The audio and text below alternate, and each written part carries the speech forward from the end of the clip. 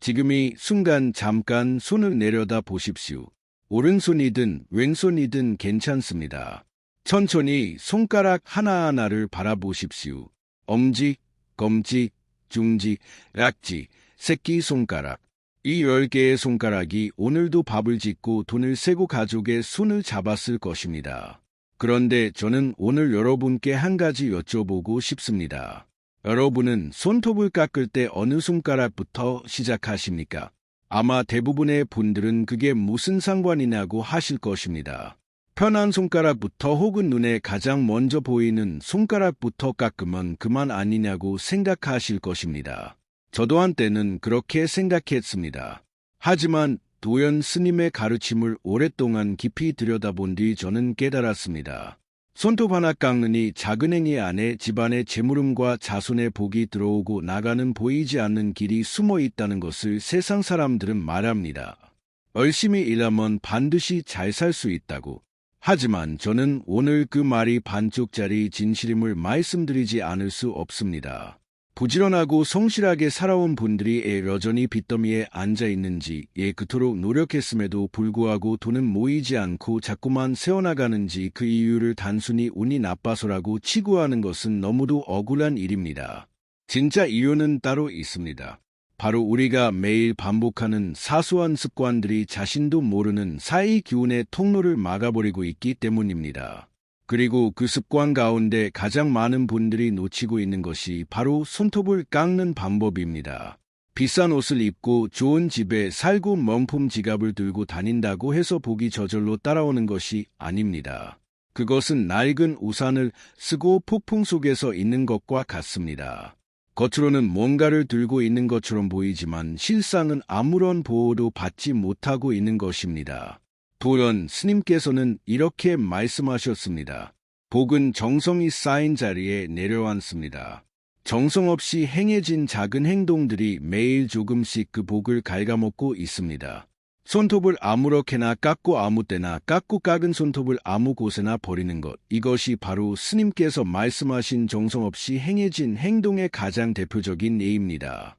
새벽 3시 잠을 이루고 천장을 바라보며 은행이자 걱정을 하신 적 있으십니까? 자식은 잘 되길 바라는데 집안에 자꾸 어려움이 생기고 분명히 열심히 살았는데 왜 이렇게 풀리지 않는지 답답하셨던 적 있으십니까? 그 막막함은 결코 우연이 아닙니다.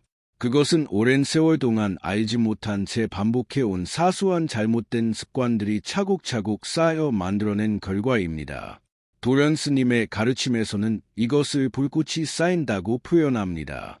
작은 불씨 하나는 아무것도 태우지 못하지만 수십 년간 쌓인 불꽃은 결국 복의 뿌리까지 태워버린다는 뜻입니다. 하지만 지금 이 영상을 보고 계신 여러분께 저는 분명히 말씀드립니다. 아직 늦지 않았습니다. 오늘부터 지금 이 순간부터 손톱을 깎는 순서 하나를 바꾸는 것만으로도 그 흐름은 달라지기 시작합니다. 도연 스님께서 전해주시니 오래된 지혜를 실천에 옮기는 순간 여러분의 몸이 다시 기운의 통로로 열리고 집안의 재물운이 회복되며 자손대대로 이어질 복의 씨앗이 심어집니다. 작은 것을 정성으로 대하는 마음, 그것이 곧 하늘이 복을 내려주는 이치입니다. 끝까지 함께해 주십시오. 지금부터 제가 전해드릴 내용은 스님께서 수십 년의 수행 끝에 깨달으신 손톱수의 핵심입니다. 저는 몇 해 전 도련 스님을 찾아온 한 여인의 이야기를 지금도 잊지 못합니다. 그분은 50대 중반의 평범한 어머니였습니다. 젊어서부터 새벽부터 밤까지 일했고 남편과 함께 작은 식당을 운영하며 두 자녀를 키웠습니다. 누구보다 부지런했고 누구보다 성실했습니다. 그런데도 돈은 모이지 않았습니다.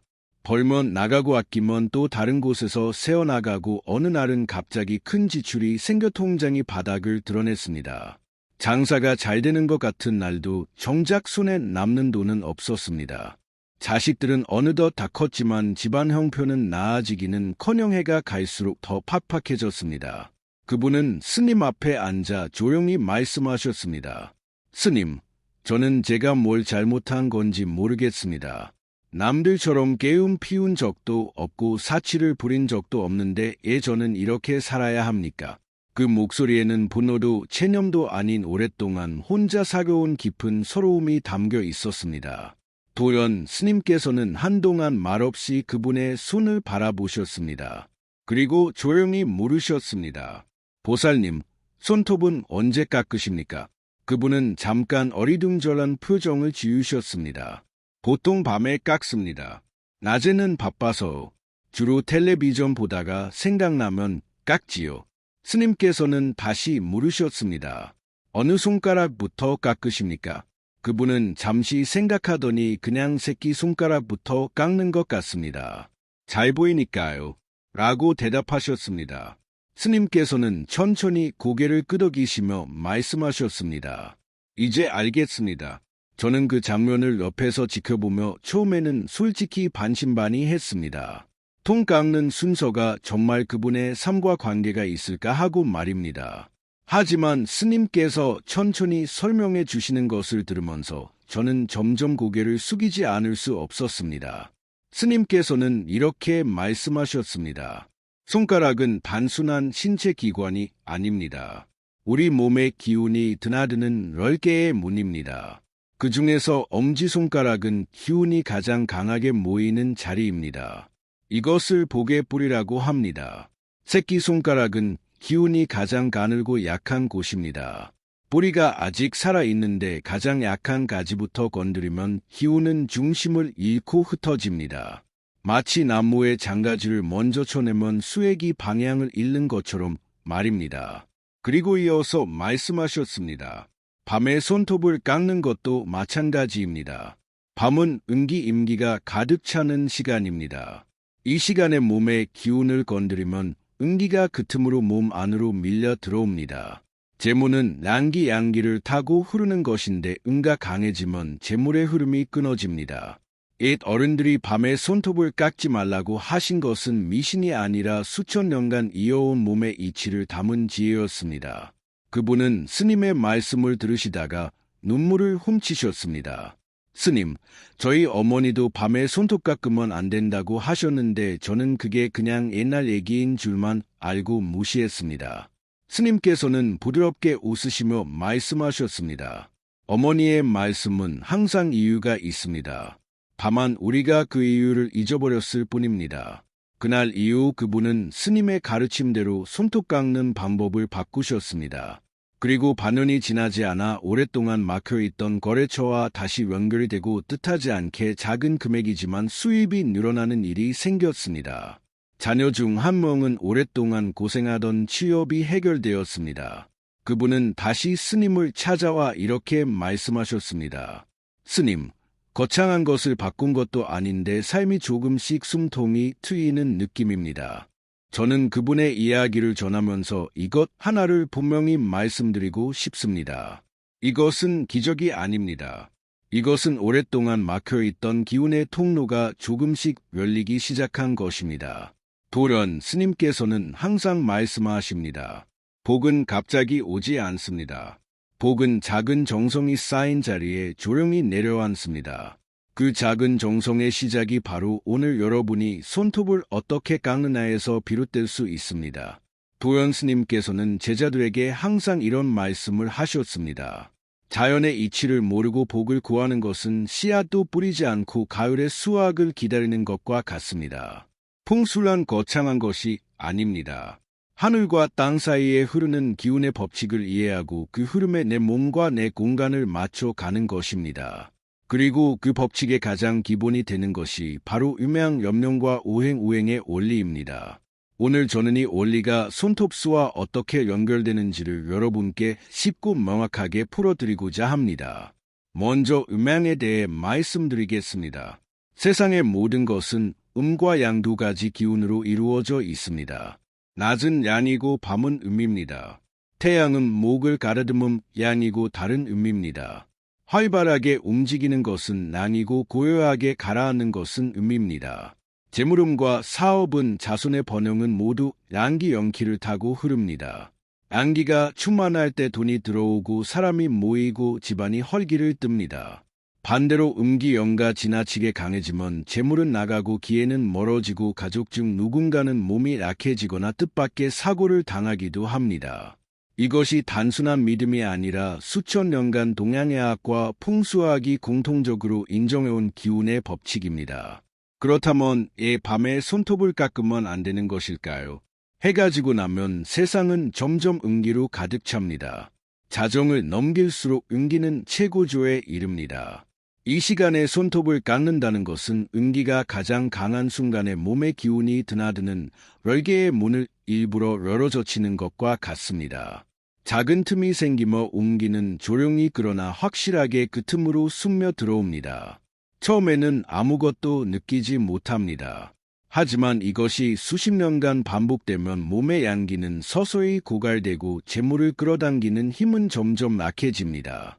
옛 어른들이 밤에 손톱 깎으면 귀신이 온다고 하신 말씀은 바로 이 음기의 침입을 의목을 가다듬은 두려움으로 표현하신 것입니다.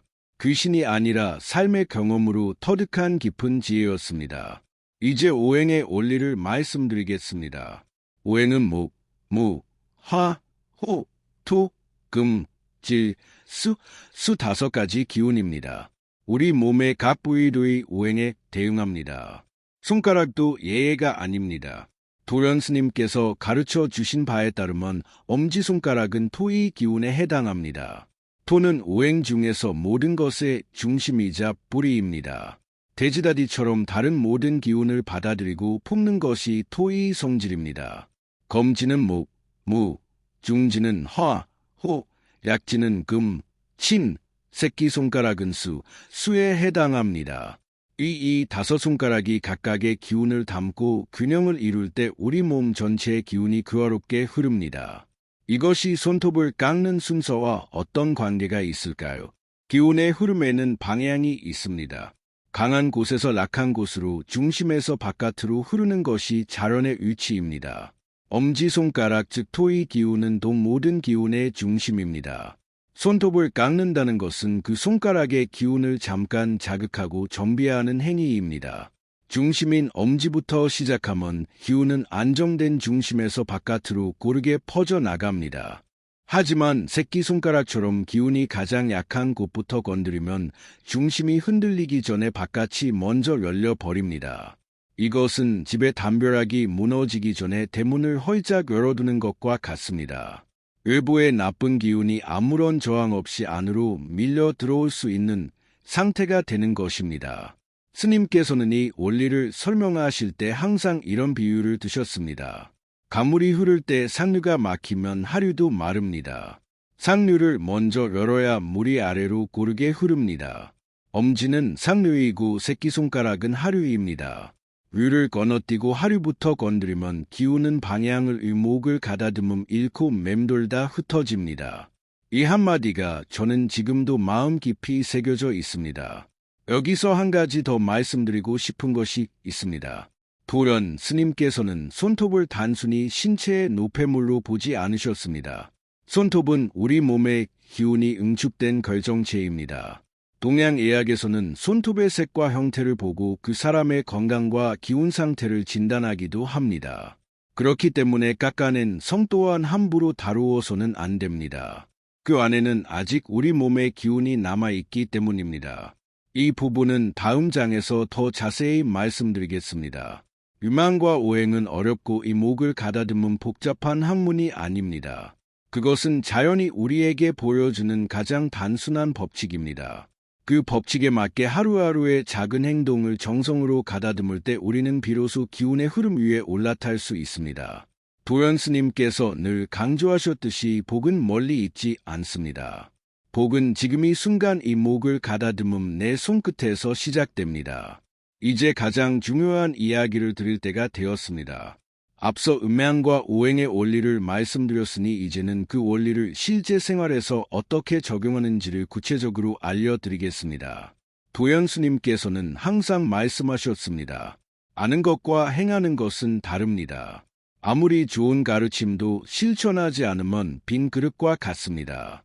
오늘 제가 전해드리는 이 내용을 단순히 듣고 넘기지 마시고 반드시 오늘부터 직접 실천해 보시기 바랍니다. 작은 변화 하나가 여러분의 기운을 바꾸고 그 기운이 쌓여 집안의 흐름을 바꿉니다.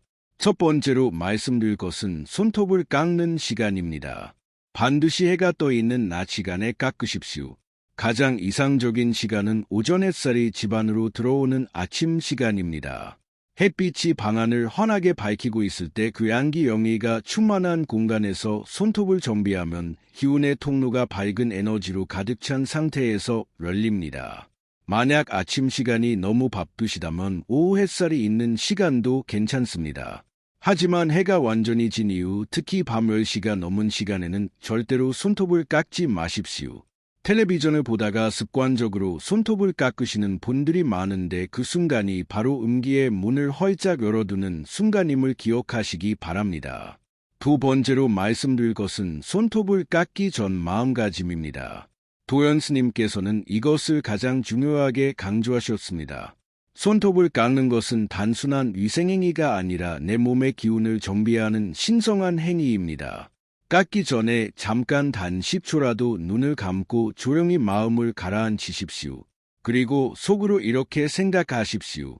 내 몸을 소중히 합니다. 내 기운을 바르게 정비해야 합니다. 거창한 의식이 필요한 것이 아닙니다. 단지 아무 생각 없이 기계적으로 깎는 것이 아니라 내 몸에 잠깐의 정성을 기울이는 것입니다. 스님께서는 말씀하셨습니다. 정성이 깃든 행동은 기운을 살리고 정성 없는 행동은 기운을 흐트립니다. 똑같은 행동이라도 마음이 다르면 결과가 다릅니다. 세 번째로 가장 핵심이 되는 손톱을 깎는 순서를 말씀드리겠습니다. 도연 스님께서 직접 전해주신 올바른 순서는 다음과 같습니다. 반드시 엄지손가락부터 시작하십시오. 엄지는 토의 기운, 모든 것의 중심이자 뿌리입니다. 엄지를 먼저 정비함으로써 기운의 중심축을 먼저 안정시킵니다. 그 다음은 검지 이어서 중지, 그 다음 약지 마지막으로 새끼손가락 순서로 깎아 나가십시오. 이것은 기운이 강한 곳에서 약한 곳으로 중심에서 바깥으로 자연스럽게 흘러나가는 방향과 일치합니다. 이 순서를 따를 때 기운은 흩어지지 않고 오히려 손 전체에 고르게 안정되며 정돈됩니다. 한 손을 마친 뒤 다른 손도 동일하게 엄지부터 새끼손가락 순서로 깎으십시오. 오른손을 먼저 할지 왼손을 먼저 할지는 여러분이 편한 대로 하셔도 됩니다. 중요한 것은 각 손에서 엄지부터 시작하는 순서입니다. 네 번째로 말씀드릴 것은 손톱을 깎을 때의 자세와 공간입니다. 가능하면 밝고 깨끗한 공간에서 앉아서 깎으십시오. 침대 위에 누운 채로 깎거나 어두운 구석에서 깎는 것은 좋지 않습니다. 밝은 자연이 들어오는 창가나 깔끔하게 정돈된 방안이 가장 이상적입니다. 또한 손톱을 깎는 동안에는 가급적 텔레비전이나 휴대폰 화면을 보지 마십시오. 잠깐이라도 내 손, 내 몸에만 집중하는 시간을 갖는 것이 중요합니다. 이것이 바로 주님께서 말씀하신 몸을 정성으로 대하는 마음의 실천입니다. 다섯 번째로 손톱을 너무 짧게 깎지 마십시오. 홍수적으로 손톱은 기운이 응축된 보호막의 역할을 합니다. 손톱이 지나치게 짧으면 기운이 일부러 너무 쉽게 노출됩니다.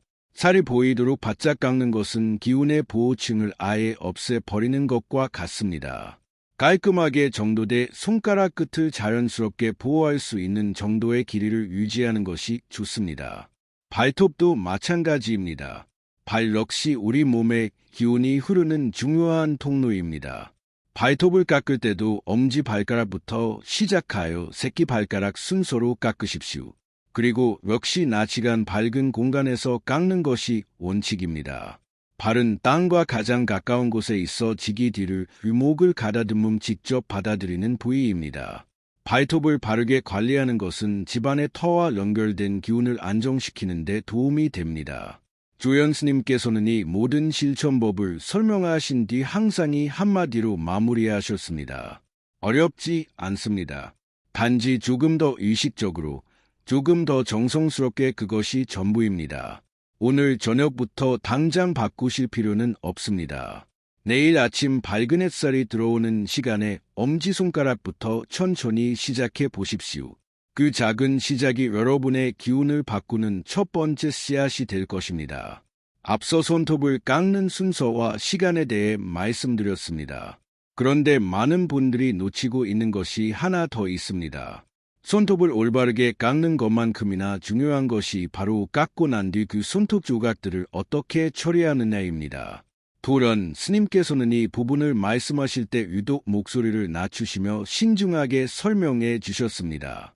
많은 사람들이 손톱을 깎는 방법은 신경 쓰면서도 깎은 손톱을 아무데나 버립니다. 그것은 정성스럽게 씨앗을 심어놓고 물도 주지 않은 채 방치하는 것과 같습니다. 깎은 손톱의 처리가 그토록 중요한 것일까요? 앞서 말씀드렸듯이 손톱은 우리 몸의 기운이 응축된 결정체입니다. 몸에서 분리되었다고 해서 그 기운이 즉시 사라지는 것이 아닙니다. 깎인 손톱 조각 안에는 아직 그 사람의 기운 즉 신기세니가 남아 있습니다. 동양의 오랜 전통에서 머리카락이나 손톱을 소중히 다루어야 한다고 가르쳐온 것이니 때문입니다. 그것은 단순한 미심이 아니라 몸에서 나온 것은 그 사람의 기운과 연결되어 있다는 깊은 인식에서 비롯된 지혜입니다. 그렇다면 깎은 손톱을 절대로 버려서는 안 되는 장소가 어디인지부터 말씀드리겠습니다. 가장 먼저 현관입니다. 현관은 집 안팎의 기운이 교차하는 가장 민감한 자리입니다. 풍수에서 현관은 집의 입과 같습니다. 음식을 먹는 입에 더러운 것을 집어넣으면 온몸이 병드는 것처럼 현관에 기운이 담긴 손톱 조각을 버리면 집 안으로 들어오는 복의 흐름이 오염됩니다. 좋은 기운이 들어오려는 자리를 스스로 막아버리는 것입니다. 두 번째로 절대 피해야 할 곳은 부엌입니다. 부엌은 가족의 생명을 유지하는 음식을 만드는 공간이자 재물과 직결된 부여의 기운이 살아 숨쉬는 자리입니다. 이곳에 손톱을 버리는 것은 가족의 밥상 즉 생계의 근원에 타기 조개를 흘려보내는 것과 같습니다. 세 번째로 피해야 할 곳은 집안의 어두운 구석이나 가구 밑입니다. 어두운 곳은 음기가 머무는 자리입니다. 기운이 담긴 손톱이음 가득한 곳에 오래 방치되면 그 손톱의 신기가 음기와 결합하여 집안 전체의 기운을 서서히 무겁게 만듭니다. 가족 중 누군가 이유 없이 자주 필요하거나 집안 분위기가 자꾸 무겁고 답답하게 느껴진다면 혹시 오랫동안 집 안구석에 손톱이 방치되어 있지는 않은지 한번 살펴보시기 바랍니다. 네 번째로 피해야 할 곳은 화장실 바닥입니다. 화장실은 수수의 기운이 강한 공간입니다. 물은 기운을 빠르게 흘려보내는 성질이 있습니다. 화장실 바닥에 손톱을 버리면 그 안에 담긴 신기가 물의 흐름을 타고 집 밖으로 빠져나가 버립니다. 재물운이 화장실 물처럼 흘러나가는 것입니다. 실제로 화장실을 자주 어지럽히거나 청결하게 관리하지 않는 집에서 재물이 잘 모이지 않는다는 것은 풍수적으로도 오래전부터 알려진 사실입니다. 그렇다면 깎은 손톱을 어떻게 처리해야 할까요? 도연 스님께서 가르쳐 주신 방법은 매우 간단하면서도 정성스럽습니다. 손톱을 깎을 때는 미리 깨끗한 신종이 한 장을 무릎이나 깨끗한 바닥에 펴 두십시오. 손톱 조각들이 그 위에 모이도록 하십시오. 다 깎은 뒤에는 흩어진 조각들을 정성스럽게 종이 위에 모아 가지런히 접으십시오. 그리고 그것을 깨끗한 쓰레기통 가능하면 뚜껑이 있는 쓰레기통에 버리십시오. 이때 중요한 것은 아무렇게나 던지듯 버리지 않는 것입니다. 내 몸의 일부였던 것을 보내는 작은 예의를 갖추는 것입니다. 스님께서는 이것을 몸에 대한 감사의 인사라고 표현하셨습니다. 한 가지 더 말씀드리겠습니다. 간혹 손톱을 깎다가 조각이 바닥에 튀어갔는지 모르게 되는 경우가 있습니다. 이럴 때 그냥 어디 갔겠지 하고 넘기지 마십시오. 잠깐 시간을 내어 찾아서 제대로 처리하십시오.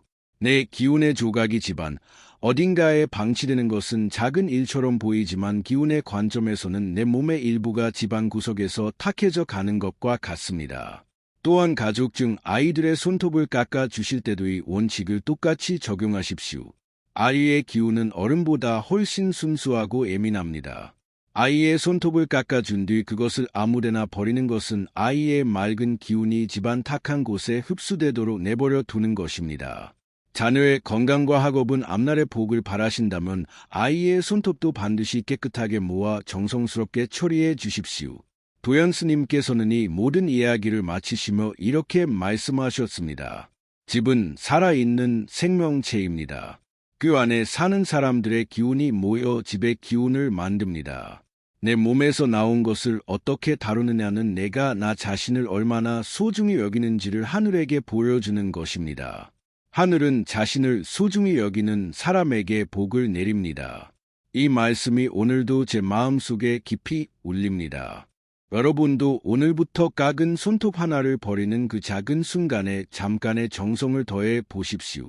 그 정성이 쌓여 반드시 여러분의 집안에 맑고 따뜻한 기운으로 돌아올 것입니다. 지금까지 저는 여러분께 손톱을 깎는 순서, 시간, 그리고 작은 손톱을 처리하는 방법에 대해 말씀드렸습니다. 어떤 분들은 이 이야기를 들으시면서 속으로 이런 생각을 하셨을지도 모릅니다.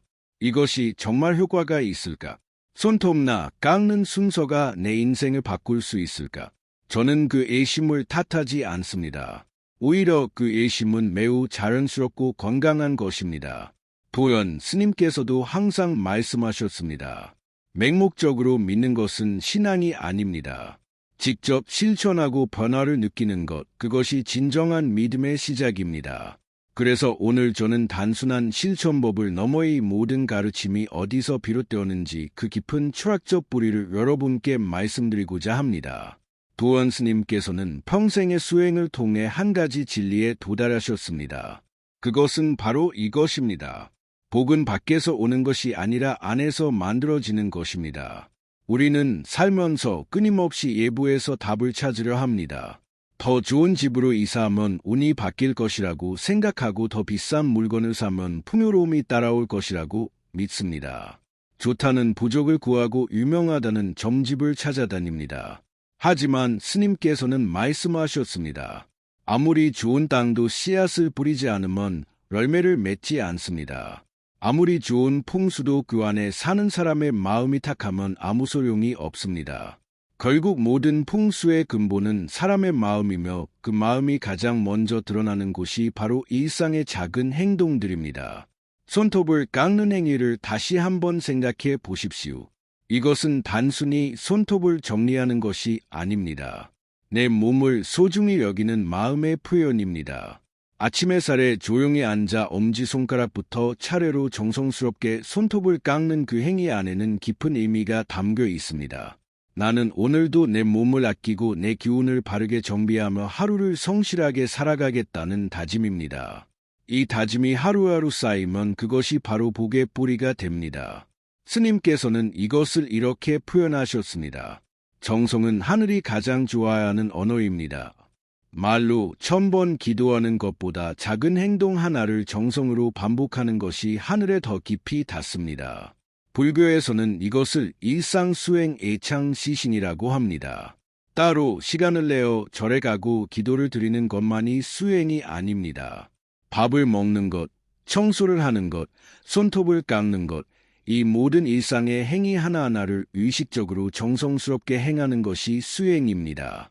도연수님께서는 이것을 생활 속에도더라고 부르셨습니다. 도는 산속 깊은 절에만 있는 것이 아닙니다. 도는 여러분의 부엌에 있고 여러분의 거실에 있고 여러분이 매일 아침 손톱을 깎는 그 자리에 있습니다. 여기서 저는 한 가지 중요한 진실을 말씀드리고 싶습니다. 지금 이 순간 재정적으로 어려움을 겪고 계신 분들, 빚지로 힘드신 분들 아무리 노력해도 상황이 나아지지 않는다고 느끼시는 분들께 드리는 말씀입니다. 그 어려움은 여러분이 게으르거나 무능하기 때문이 아닙니다. 스님께서는 항상 강조하셨습니다. 가난은 죄가 아닙니다. 가난은 기운의 흐름이 막힌 상태입니다. 물이 어딘가에서 막히면 흐르지 못하고 고여서 썩어가듯 기운도 어딘가에서 막히면 재물이 들어오지 못하고 삶이 정체됩니다. 그 막힌 곳을 찾아 조금씩 열어가는 것.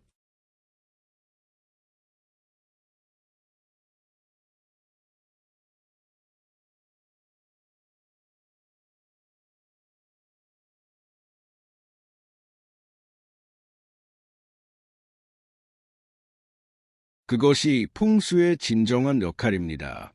그리고 그 막힌 곳 중 하나가 지금까지 무심코 반복해온 잘못된 성토깎기 습관이었을 수 있습니다. 동양 철학에서는 몸과 집과 우주가 하나로 연결되어 있다고 가르칩니다. 내 몸의 기운이 정비되면 집의 기운이 바뀌고 집의 기운이 바뀌면 그 안에 사는 가족 모두의 운이 달라집니다. 이것은 마치 나무 한 그루와 같습니다. 뿌리가 건강해야 줄기가 곧게 서고 줄기가 곧따라 가지가 무성해지고 가지가 무성해야 열매가 풍성합니다. 내 몸을 정성으로 돌보는 것은 그 나무의 뿌리에 물을 주는 것입니다. 손톱 하나 정성스럽게 깎는 습관이 그 뿌리에 주는 첫 번째 물 한 모음입니다. 스님께서는 수행 중에 이런 이야기를 들려주신 적이 있습니다. 아주 오래전 어느 가난한 농부가 있었습니다. 그는 매일 논에 나가 열심히 일했지만 수확은 항상 번번치 않았습니다. 어느 날 한 스님이 그 마을을 지나다가 농부를 보고 말했습니다. 당신의 손을 보여주십시오. 농부가 손을 내밀자 스님은 한참을 바라보더니 조용히 말했습니다. 당신은 손을 함부로 대하고 있습니다. 손은 하늘이 당신에게 준 가장 소중한 도구입니다. 그 도구를 소중히 여기지 않는 사람에게 하늘이 어찌 더 많은 것을 맡기겠습니까? 농부는 그날 이후 매일 아침 손을 깨끗이 씻고 손톱을 정성스럽게 정비하고 손에 감사하는 마음으로 논에 나갔습니다. 그 다음에 가을 그의 논에는 마을에서 가장 풍성한 수확이 있었습니다. 이 이야기는 목을 가다듬은 단순한 옛날 이야기가 아닙니다. 내가 가진 것을 소중히 여기는 마음이 더 많은 것을 불러온다는 우주의 가장 단순하고도 강력한 법칙을 담고 있습니다. 도연 스님께서는 이 철학을 한 문장으로 정리하셨습니다. 작은 것에 정성을 다하는 사람이 결국 큰 것을 얻습니다. 손톱 하나 깎는 것에도 정성을 기울이는 사람, 깎은 손톱 하나 버리는 것에도 예의를 갖추는 사람, 그런 사람의 삶의 하늘은 반드시 응답합니다. 그것이 미신이 아니라 이치이고 신앙이 아니라 도리며 기적이 아니라 당연한 결과입니다. 오늘 이 영상을 보고 계신 여러분 모두가 그 작은 정성의 힘을 직접 경험하시기를 진심으로 바랍니다. 오늘 이 자리까지 함께해 주신 여러분께 진심으로 감사드립니다. 을톱나 깎는 것에서 시작된 이야기가 결국 우리 삶 전체를 어떻게 대해야 하는지에 대한 이야기로 이어졌습니다. 돌아보면 도련 스님의 모든 가르침은 항상 이 한 가지 중심으로 기결됩니다. 정성스러운 마음이 운명을 바꾼다는 것입니다. 크고 거창한 것이 아니라 작고 사소한 것에 깃든 정성이 하늘을 움직인다는 것입니다. 오늘 여러분이 영상을 끝까지 보신 것 자체가 이미 그 정성의 시작입니다. 저는 지금 이 순간이 영상을 보고 계신 모든 분들의 얼굴을 마음속으로 그려봅니다. 오랫동안 고생해 오신 분들, 빚과 걱정으로 잠 못 이루신 분들, 자식 걱정에 가슴이 무거우신 분들, 아무리 노력해도 상황이 나아지지 않아 지쳐가시는 분들, 그 모든 분들께 도연 스님의 가르침을 빌려 이렇게 말씀드리고 싶습니다. 여러분의 삶은 아직 끝나지 않았습니다. 기운의 흐름은 언제든 바뀔 수 있습니다. 그리고 그 변화는 지금 이 순간 여러분이 결심하는 이 자리에서 시작됩니다. 도연 스님께서는 제자들에게 축복의 기도를 전하실 때마다 항상 이렇게 시작하셨습니다. 부처님의 가피자 대가의 말씀을 듣는 모든 이에게 고르게 내리기를 바랍니다. 가피란 부처님의 자비로운 힘이 중생에게 미치는 것을 말합니다. 스님께서는 그 가피가 특별한 사람에게만 내리는 것이 아니라 마음을 열고 정성을 다하는 모든 이에게 차별 없이 내린다고 하셨습니다. 오늘 이 영상을 통해 여러분이 그 가피의 흐름 안으로 한 걸음 더 들어오셨기를 진심으로 바랍니다. 이제 저는 도연 스님께서 직접 전해주신 축복의 말씀을 여러분께 전하겠습니다. 잠깐 하시던 일을 멈추시고 두 손을 가지런히 모아 주십시오. 눈을 감으셔도 좋습니다. 그리고 마음속으로 지금 가장 걱정되시는 것, 가장 바라시는 것을 한 가지 떠올려 보십시오. 그것이 재물일 수도 있고 자녀의 건강일 수도 있고 오래된 빚에서 벗어나는 것일 수도 있습니다. 무엇이든 괜찮습니다. 그 마음을 조용히 품은 채 이 축복의 말씀을 받아 주십시오. 이 영상을 보고 계신 모든 분들의 가정에 맑고 따뜻한 기운이 가득 차기를 기원합니다. 오랫동안 막혀있던 재물의 흐름이 조용히 그러나 힘차게 열리기를 기원합니다. 새벽에 눈물로 적셨던 베개가 이제는 감사의 눈물로 적셔지기를 기원합니다. 부모님의 손을 잡고 이제 괜찮아요. 라고 말할 수 있는 날이 머지않아 오기를 기원합니다.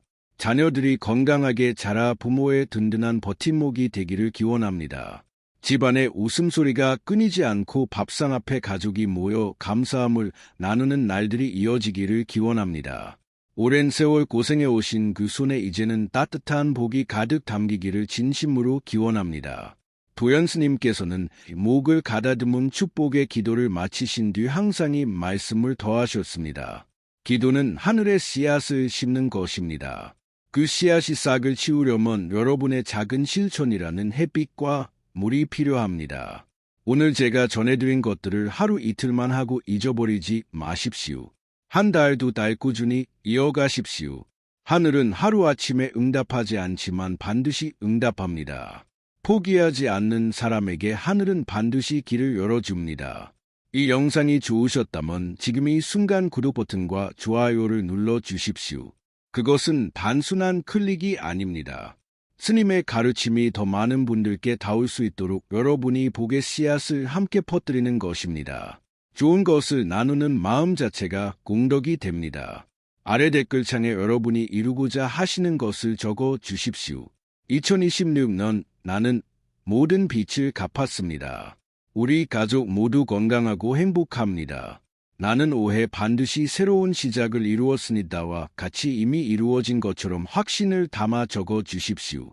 그 글 한 줄이 여러분 마음속에 강한 기운의 씨앗을 심습니다. 그리고 다른 분들의 댓글에도 좋아요를 눌러 주십시오. 남의 복을 응원하는 마음이 곧 내 복을 부르는 공덕임을 잊지 마십시오. 이 영상을 가족 중 힘드신 분, 오랫동안 고생하신 부모님, 재정적으로 어려움을 겪고 있는 지인에게 보내주십시오. 좋은 가르침을 나누는 것, 그것이 가장 값진 선물입니다. 여러분의 따뜻한 마음 하나가 누군가의 막힌 기운을 열어주는 열쇠가 될 수 있습니다. 마지막으로 도연 스님의 말씀으로 오늘의 영상을 마무리하겠습니다. 손톱 하나 깎는 일에도 복이 들고 나는 길이 있습니다. 그 작은 길을 정성으로 걷는 사람이 결국 넓고 환난 대로에 서게 됩니다. 오늘 이 자리에 함께 하신 모든 분들 부디 건강하시고 평안하시고 복되시기를 두 손 모아 빕니다. 선불하십시오.